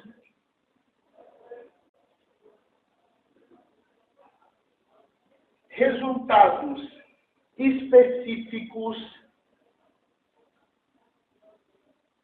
é chamada de improbidade administrativa. A atuação desonesta do agente público que produz resultados específicos é chamada de improbidade administrativa. Chamada de improbidade administrativa. Então, qual que é o resultado aqui? Ó? Qual que é a fórmula da improbidade administrativa? Olha só. Improbidade administrativa. Para que ela seja configurada, é necessária uma conduta inicialmente desonesta do agente público. O agente público, portanto, tem que atuar de forma desonesta, de forma desleal com a administração pública. E essa atuação desonesta do agente público, ela tem que produzir alguns resultados específicos, somada à produção de resultados específicos. Bom, Vinícius, quais são esses resultados específicos para que esteja configurada a conduta de improbidade administrativa do agente público? Ó, são três. São três os resultados específicos para que esteja configurado o ato de improbidade administrativa. Vou trazer aqui para cima. Olha só, pessoal. São três. O primeiro deles é o seguinte, ó. A conduta desonesta do agente público tem que lhe causar um enriquecimento ilícito. Então, ó, conduta desonesta do agente público que lhe causa um enriquecimento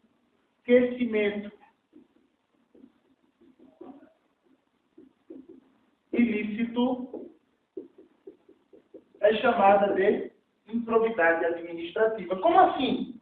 Então imaginem vocês aí, policiais militares, numa blitz de trânsito, né? E aí param um condutor que está com sinais de embriaguez, e aí o policial militar, ele ao invés de autuá-lo e conduzi-lo para a delegacia, ele solicita uma vantagem indevida, uma propina. Ora, diante dessa conduta, o policial militar age de forma desonesta, de forma desleal no exercício de suas funções, sem sombra de dúvidas. E essa atuação produziu esse resultado específico aqui, lhe causou um enriquecimento ilícito também. O policial aumentou o seu patrimônio, se enriqueceu de forma ilícita, de forma ilegal. Então, olha só, essa situação seria enquadrada como um ato de improbidade administrativa. O que mais?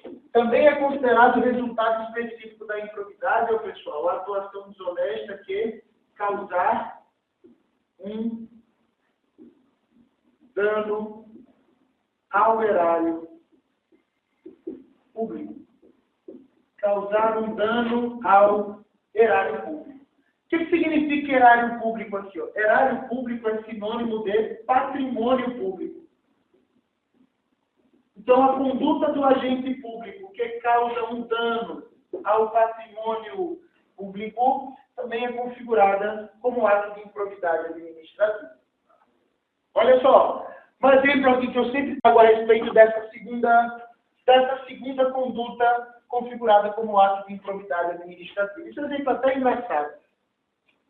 Tem um amigo meu que trabalha numa delegacia aqui do interior, ele estava tomando uma cerveja um dia desse e ele comentou comigo o seguinte, ó, ele é até delegado lá de sua terra, lá de Aquidauana. Ele estava na delegacia de Aquidauana. Dá aula aqui também, delegado baixinho, pequenininho, não tem coisa não. Aí a gente batendo um papo, ele... Hein? Sei lá. É Aquidauana... Hein? Você é de lá, porra? Dia desse ele me dizendo que o negócio tá pegando lá. Teve um crime lá, meu amigo, que a sobrinha, né, o tio dedurou que a sobrinha estava envolvida com tráfico, alguma coisa do tipo, a sobrinha foi lá e, ó, faceou o tio, meu amigo, cortou o rei todinho, depois, né, matou, enterrou numa forma rasa, o negócio começou a feder lá, um fedor desgraçado, aí disse que o delegado do pequenininho foi lá, quando viu, meu amigo, era o cara todo cortado do carro. É um negócio bravo lá, né? É de lá e de, como é o nome do outro? Muribeca, né? Que é a delegacia de lá também. Diz que a delegacia de Muribeca, dia desse ele chegou lá na sala, tinha um rato morto dentro da delegacia. O policial já foi mordido por escorpião lá dentro. Não, disse que é uma casa que já foi condenada pela Defesa Civil, a delegacia de Muribeca. Tem uns presos lá que fica lá botado na delegacia. Aí a capa do carro você vê, né? O que acontece? Aí ele me dizendo, rapaz, iniciou que, pô, olha, tem um policial na minha delegacia que para todo canto que eu vou eu levo o cara, porque o cara é bom policial. Pense num policial bom, destemido, né? Bom de operação, vai na frente, que se tiver 10 caras sozinho, ele vai lá enfrentar os 10 caras lá e prende os 10. Eu digo, bom, isso é bom, né? Se é para todo canto que eu vou, eu levo esse policial. Aí ele me dizer, mas ele tem um problema, esse cara. É um problema pequeno, um probleminha só. Disse que o policial só vai trabalhar no MEC, pingado, né? Só vai trabalhar no fogo, bicho. só vai bêbado do trabalho, né? Alcoólatra mesmo, o cara tem muita doença, bebe o dia inteiro e trabalha bem. E não tem problema não. Se acerta a bomba e tira o campeonato. Aí ele me contando, né, rapaz, eu estava lá na delegacia e tal, e mataram alguém lá na cidade, né? E chama a polícia, vai nós lá para ver a cena do crime, lá, o homicídio e tal, né? E esse homicídio lá na cidade tinha acontecido num bar. Eles foram chamados lá para ver o homicídio. E aí chegaram lá, que aquela cena, né, de filme de terror, sangue para tudo que é lado e tal. Aí o papel da polícia é cercar o local e começar a buscar elementos de prova ali e tal, né? Busca, né, saber quem foi, pergunta à vizinhança, o dono do bar, aquela coisa toda. E eles começaram a colher algumas provas que seriam interessantes ali para elucidar o caso, para descobrir qual foi a razão, quem foi o autor e tal do crime. E dentre as provas, né, o instrumento que foi utilizado estava lá, acho que era uma peixeira, alguma coisa do tipo, e tinha uma garrafa de bebida, uma garrafa de cachaça que estava inclusive suja de sangue, né? E ele disse, pô, isso aqui é interessante para a gente demonstrar que houve uma luta corporal, alguma coisa do tipo. Apreendeu a garrafa de cachaça que estava cheia, né? A garrafa de cachaça, né? Levou para a delegacia, tem lá um armário para botar as provas, e quando o delegado chegou um dia na delegacia, viu só o cheiro da garrafa de cachaça. Que porra foi que teve aqui, rapaz? Aí quando começou a pesquisar, o policial apertou e largou, né? Fui eu, doutor, que bebi a cachaça. O cara bebeu a prova do crime, né? O cara bebeu a garrafa de cachaça que era a prova do crime. Você vê o nível do cara, né? Mas aí, no exemplo que eu queria chegar, esse mesmo policial, ele dirigia as viaturas de lá da cidade, né? E nesse dia ele estava com uma viatura nova que a SST tinha adquirido, carros maiores, é uma Amarok, que é uma viatura, né? Viatura nova, grandona. O policial estava dirigindo meio, né? Meio não, todo bêbado, que capotou a Amarok, deu perda total no carro. Aí disse que saiu do carro grande, né? Seguro, saiu, não teve problema nenhum, não se machucou, mas quando saiu, viu, né? Problema, viu que não ia ter como virar o carro, andar com o carro, ele foi dormir, disse que deitou vizinho, a Amarok assim, foi dormir, né? Com o carro todo. Aí agora alguém passou, ligou para a polícia, os caras foram lá prendê-lo, que estava dormindo, né? Do lado da viatura capotada. Qual que é o detalhe? Essa conduta do policial de atuar, de dirigir embriagado, né? E que ao final capotou, trouxe um prejuízo ao erário, ao patrimônio público, sem dúvida. Então esse policial militar certamente vai responder por uma ação de improbidade administrativa, em razão da sua conduta, enquanto agente público ter causado esse segundo resultado, dando ao erário público, ao patrimônio público. Então, pessoal, é improbidade a conduta que causa enriquecimento ilícito, que causa dano ao erário público e que, por fim, quer violar princípio da administração pública. Violar o princípio da administração pública. Então, vejam vocês, são 3 resultados que são aí necessários para a configuração do ato de improbidade administrativa. Conduta desonesta que causa enriquecimento ilícito, dano ao erário público, ou então que viole princípios da administração pública. Vamos lá, hein? E aí, uma vez configurada a prática do ato de improbidade administrativa, o que acontece com esse agente público? Hein? E aí, o que vocês acham? Configurada a improbidade administrativa. Vai ser punido? Vai ser punido, né? E quais são as punições que se admitem ao agente público ímprobo, que pratica, portanto, a improbidade administrativa? Tem punições específicas, hein? E essas punições são definidas na própria Constituição Federal, muito embora exista uma lei que trate dos atos de improbidade administrativa. As punições são descritas no artigo 37, parágrafo 4º da Constituição Federal. Então, são punições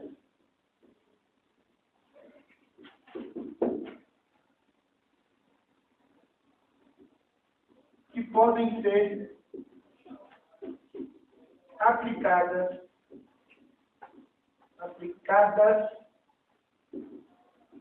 aos atos, ou melhor, aos agentes públicos ímprobos. Ímprobos porque praticam atos de improbidade administrativa, tá, pessoal? Olha onde estão as punições. No artigo 37, parágrafo 4º da Constituição Federal. No artigo 37, parágrafo 4º, Anderson, vem dizendo quais são essas punições. E são 4 aqui, hein, pessoal? A primeira delas é a suspensão dos direitos políticos. Suspensão dos direitos políticos, portanto, primeira punição aplicada ao agente público ímprobo. Tá? Aí vem lá na prova e diz o seguinte, olha só.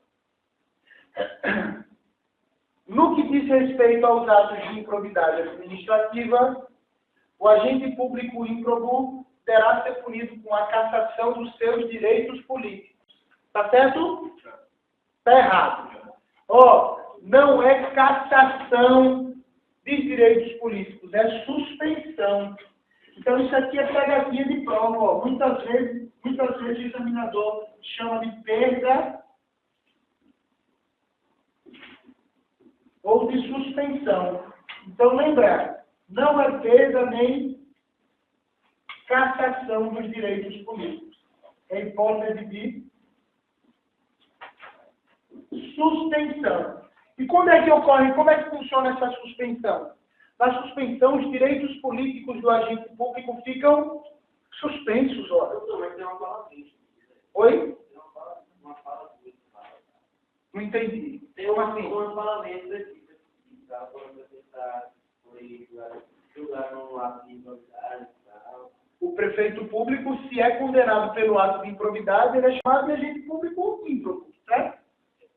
O cara que é condenado, o agente público condenado pela prática de improbidade, e que é condenado, ele passa a ser... Não, não é. Cassação não existe. Depois você dá uma consultada lá na Constituição, ó, o artigo 15 da Constituição Federal fala que a cassação dos direitos políticos não é possível. Né? Não é possível. Hã? O mandato do agente público nos direitos políticos... Pois é. Então, ó, a perda do mandato é uma das possibilidades da prática do ato de improbidade administrativa. Quando se fala de suspensão dos direitos políticos, significa dizer que o agente público ele não vai poder votar nem ser votado durante um determinado período. Ontem mesmo saiu uma decisão condenatória de um prefeito que praticou ato de improbidade. Né? Prefeito de Cristinápolis. O cara foi condenado pela prática do ato de improbidade. Hein? Alguma coisa ele deu. Eu vi lá no site da Infonet. O cara teve os direitos políticos suspensos.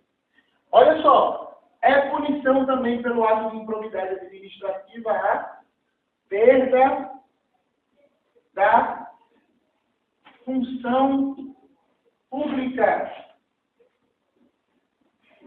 Perda da função pública também é um segundo desdobramento, uma segunda punição aplicada ao agente público ímprobo. Ou seja, policial militar que recebeu lá a vantagem, ele pode deixar de ser policial? Pode deixar de ser policial. Então, isso daqui é uma segunda punição. O prefeito que é condenado pela prática do ato de improbidade pode perder o seu mandato? Pode perder o mandato, tá? Pode deixar de ser prefeito em razão da prática do ato de improbidade. Ele ganhou a eleição, só que ele perdeu. Perdeu porque foi condenado por ato de improbidade, não é? Então. Ele assumiu a questão em segundo lugar. Sim, né? Porque, em razão disso, surge aí para o segundo colocado na eleição a possibilidade de Vai ter outra eleição, entendeu? Porque nem ela para assumir também. Pois é. Qual o seu município? Brejo Grande. Brejo Grande, é? Pois então. Vai ter outra eleição. Eu acho que eu vi alguma coisa nesse sentido também. Você está no jornal. Então, ó, pela improbidade administrativa é possível a perda da função. Tem mais? Tem mais, ó. Também a punição pelo ato de improbidade, a indisponibilidade bens. E, por fim, o ressarcimento ao erário. Ou seja, é o agente público ter que devolver os valores que ele recebeu de forma ilegal. Vejam vocês, ó, o agente público que é condenado pelo ato de improbidade, ele pode ser punido com a suspensão dos direitos políticos, com a perda da função pública, com a indisponibilidade dos seus bens, ou seja, o bloqueio dos seus bens, e com o ressarcimento ao erário, tem que devolver os valores que ele recebeu de forma ilegal. Todo mundo fala que pode ter outra eleição ou não. Pois é, isso daí, na verdade, é um desdobramento é um aspecto eleitoral, né? É um aspecto lá do direito eleitoral. Possivelmente, sim. A Constituição Federal, ela fala sobre uma questão, eu não vou saber precisar agora, depois a gente checa isso na Constituição, né? A depender do tempo que o agente público tem exercido o seu mandato, seria necessária uma nova eleição, ou então uma eleição indireta, que seria feita pela Câmara dos Vereadores. Né? Pois é, para decidir quem vai assumir a vacância desse cargo, né? Esse cargo que foi deixado válido, em razão pela perda da função. Tá? Depois eu consulto na Constituição e confirmo isso para vocês. Ó, pessoal, portanto, são essas as punições aí que são aplicadas ao agente público. Pessoal, olha só, existe uma lei que trata desses atos de improbidade administrativa. Tudo isso aqui é previsto em uma lei específica. Ó. A improbidade administrativa, ela é descrita por essa lei aqui, 9429 de 1992. Essa é a lei de improbidade administrativa. Lei de improbidade administrativa é bem curtinha, tá? Eu acho que deve cair lá na sua prova do DS, hein? Eles devem cobrar alguma coisa da improbidade administrativa lá. Lei curta, e aí é interessante fazer uma lida. Lá nessa lei, ela descreve quem são os agentes públicos, quem que é alvo da improbidade. Ela vem falando aqui, ó. Os atos que causam enriquecimento ilícito estão descritos no artigo 9º da lei. Causam dano ao erário estão no artigo 10º e esses aqui estão no artigo 11 da lei, tá? Então, o 9º, 10º e o artigo 11 que vem descrevendo aí sobre esses atos de improbidade administrativa. Beleza, pessoal? Olha o destaque. Turma, o agente público, quando ele pratica uma irregularidade, quando o agente público pratica uma infração, essa infração pode lhe ensejar punições em 3 esferas distintas. O agente público, em razão de uma infração, ele pode ser punido na esfera administrativa, na esfera civil e na esfera penal. A pergunta que eu faço a vocês é: a improbidade administrativa é uma consequência de irresponsabilidade dessa do agente público, na esfera administrativa, civil ou penal? Civil. Civil, Anderson. Responsabilidade civil do agente público. Como é que funciona isso? Ó, deixa eu explicar isso aqui para vocês. Olha só. Quando se trata de responsabilidade do agente público, responsabilidade do agente público, elas podem ser de 3 espécies. A primeira delas é a responsabilidade na esfera administrativa.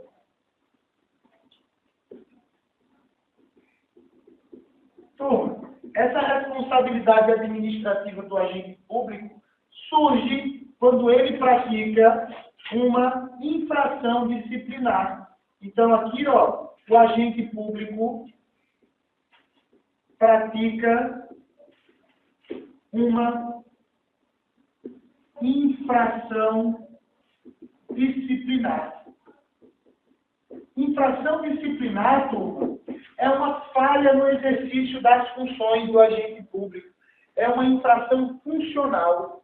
E quem descreve isso quando se trata de servidor público é o Estatuto do Servidor. Então, os servidores públicos de Brejo Grande têm o seu estatuto.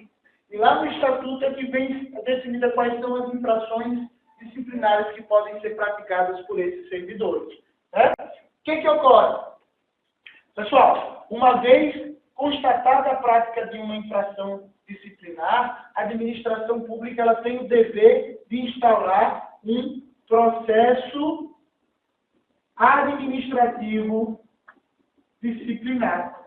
Esse processo administrativo disciplinar ele serve para apurar, para investigar a infração praticada. Quem é que vai conduzir e quem é que vai, ao final, caso confirmado que houve a prática da infração disciplinar, quem é que vai punir o servidor? É o Poder Judiciário ou é a própria administração? A própria administração. Se é um processo administrativo, ó, esse processo aqui ele é conduzido pela própria administração pública, pessoal. E ao final desse processo, confirmado que houve a infração, o que é que a administração faz? Punir, perfeito. Aplicar punição. Aplicar punição. E são punições na esfera administrativa, ó, exemplo, penas de advertência, olha só. Doutor, no caso, a caixa aí, isso aí, o policial faz coisa errada, no caso, advertência da própria corporação. A advertência da própria corporação. É uma responsabilidade na esfera administrativa. Exatamente isso. Mas esse policial que faz coisa errada, ele pode ser punido além dessa advertência na esfera administrativa? Pode. E aí surgem os outros desdobramentos das responsabilidades do agente público. E a segunda delas seria uma responsabilidade na esfera civil. E o agente público pode ser punido na esfera civil quando? Quando ele pratica o quê? Hã? Como? Pratica improbidade administrativa. Né? A responsabilidade civil, o agente público aqui ó, não pratica uma infração disciplinar, mas sim um ato de improbidade administrativa. E como é que essa improbidade administrativa vai ser apurada? Mediante que instrumento? Qual o nome do instrumento para apuração se houve ou não a prática da improbidade? Aqui na infração disciplinar é um processo administrativo. É o quê? Não. Sindicância é na esfera administrativa também. Sindicância é um processo administrativo de menor porte. Na esfera, no ato de improbidade administrativa é uma ação de improbidade. Né? Então, olha só. O que serve para apurar o ato de improbidade é uma ação de improbidade administrativa. Quem é que julga essa ação de improbidade? É a administração pública ou é o Poder Judiciário? É o Poder Judiciário. Então, essa aqui ó, é de competência do Poder Judiciário. Então, veja você, o policial militar, bicho, olha só, que faz coisa errada, como você diz aí, ele pode ser punido tanto na esfera administrativa como pelo ato de improbidade administrativa. Tá? Pois é. E aqui, se o Poder Judiciário condena o agente público pela prática do ato de improbidade administrativa, o Poder Judiciário vai aplicar o quê? E aí, Anderson? Se o agente público é condenado por improbidade administrativa, o Poder Judiciário vai aplicar o quê, esse agente público? O que você acha? Vai aplicar punições, pô. Lá aqui, ó. As punições aqui, ó. Da improbidade, né? Não é isso? Vai punir o agente público. Então, vai aplicar punições também. E essas punições, elas estão descritas lá na Constituição. São essas aqui. Não vou repetir para ensinar tempo. O artigo 37, parágrafo 4 da Constituição Federal. Tá? Suspensão dos direitos políticos, perda da função pública, indisponibilidade dos bens e ressarcimento. Demissão é sinônimo de Perda da função pública pela prática do ato de improbidade administrativa. Está certo isso aí?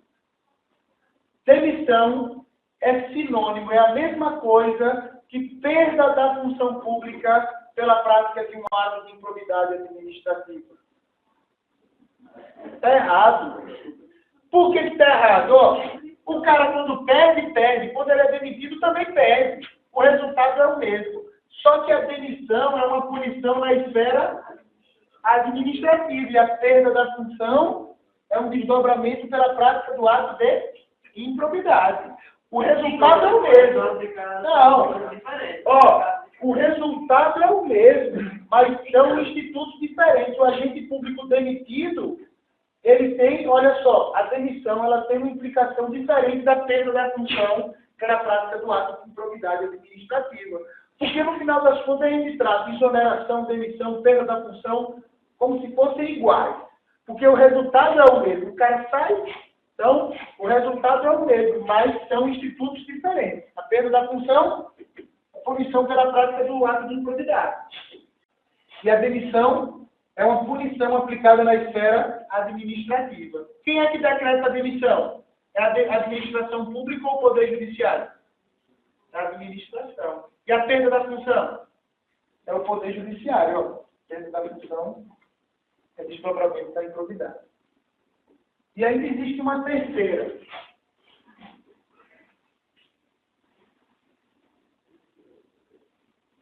Vamos lá, está fechando já. Ó, está acabando.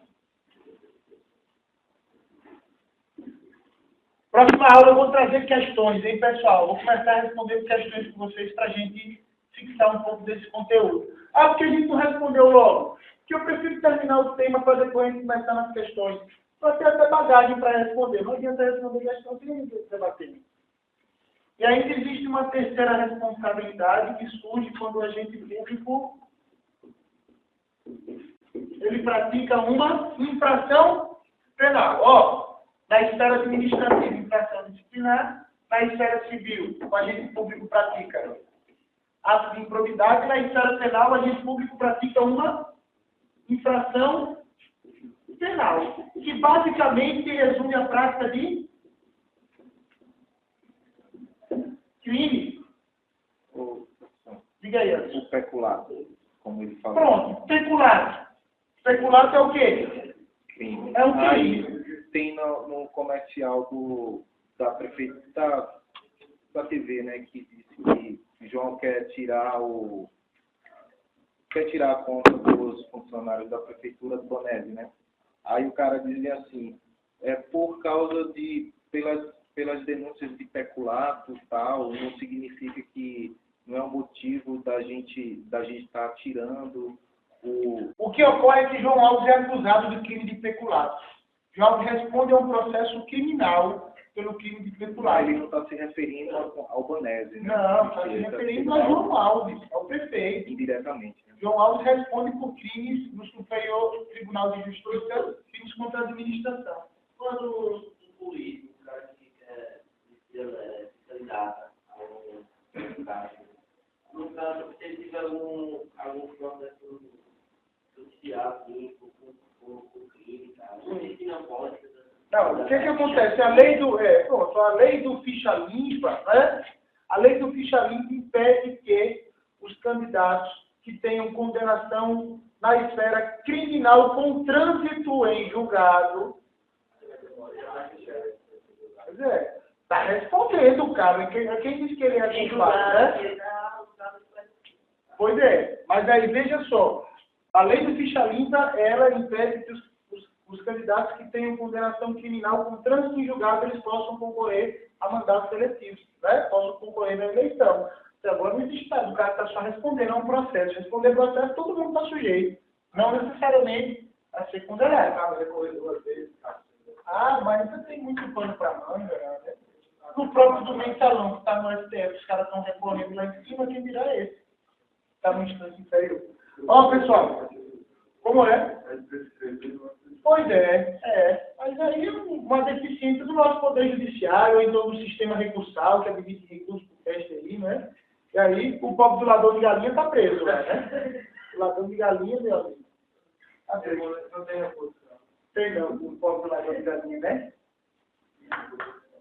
Dia desse eu peguei um processo desses lá em Dores, não, em Laranjeiras. O Ministério Público se deu o trabalho de denunciar criminalmente um cara que tinha subtraído 4 galinhas do vizinho. Esse promotor não tem o que fazer não, né? Aí fiz a defesa do cara, absolvi o cara, né? O juiz absolveu o cara. O cara nem me ligou para ir comer a galinhada, pô. Fiquei esperando para ver se eu ia comer uma galinhada, não queria. Ia dar peso, ele pega na galinhada. Ó, pessoal. Então, qual que é o instrumento para apurar a prática do crime? Aqui a gente viu que é uma ação de improbidade. Aqui é um processo administrativo disciplinar. E quando o agente público pratica um crime? Através de uma ação penal, né? Através de uma ação penal. E quem é que julga essa ação penal? É a administração? É o Poder Judiciário. Poder Judiciário que julga a ação penal, tá, pessoal? E se o Poder Judiciário condena o agente público, vai lhe aplicar o quê? Punição, da mesma forma que as outras. E são punições, ó, da esfera penal, as que estão descritas aqui, no artigo 5º, inciso... Artigo 5º, inciso 40 e... Deixa eu lembrar aqui, viu? O princípio da 46 da Constituição Federal. O artigo 5º, inciso 46 vem tratando de punições que são aplicadas àqueles que são condenados pela prática de crime, né? Privação ou restrição da liberdade, perda de bens, multa, prestação social alternativa, ou então suspensão Nessa lei também traz, de direitos. nessa lei também traz as punições para processo de... Não? Por quê? Porque essa lei aqui é de... E se é de improbidade administrativa, só traz as punições da improbidade administrativa. Exatamente. Beleza? Então, pessoal, qual que é o destaque? Uma única conduta, ela pode ensejar 3 punições simultâneas aos agentes públicos, na esfera administrativa, civil e penal ao mesmo tempo. Policial que recebeu a propina, policial que recebe propina, ele pratica uma infração disciplinar. É uma infração disciplinar? É. Policial militar ele fica sujeito a um processo administrativo disciplinar. PM pode lhe punir? Pode. Né? É uma improbidade receber propina? É uma conduta desonesta? Causa enriquecimento ilícito? É improbidade. Então o cara pode ser punido também pela improbidade. E receber propina é crime? É crime também, corrupção passiva, né? Lá do Código Penal. E o cara pode ser punido na esfera criminal? Pode. Então, uma única conduta, ela pode ensejar 3 punições simultaneamente do agente público. Tá, pessoal? Então, já fecharam. Quer anotar a última observação? Não, vamos na próxima aula. Bora, para a gente matar esse conteúdo. Ó. Anotem o seguinte, ó. A improbidade administrativa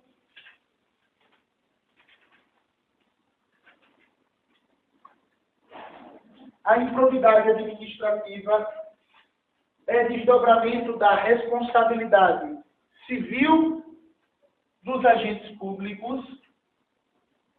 A improbidade administrativa é desdobramento da responsabilidade civil dos agentes públicos.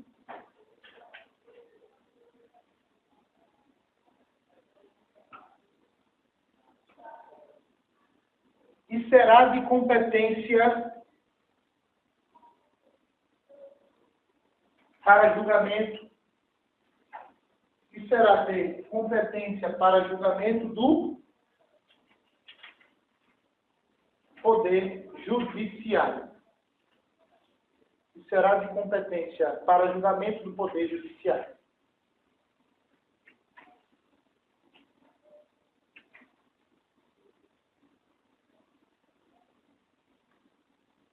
Beleza, pessoal? Então, Vamos fechar. E o novo tema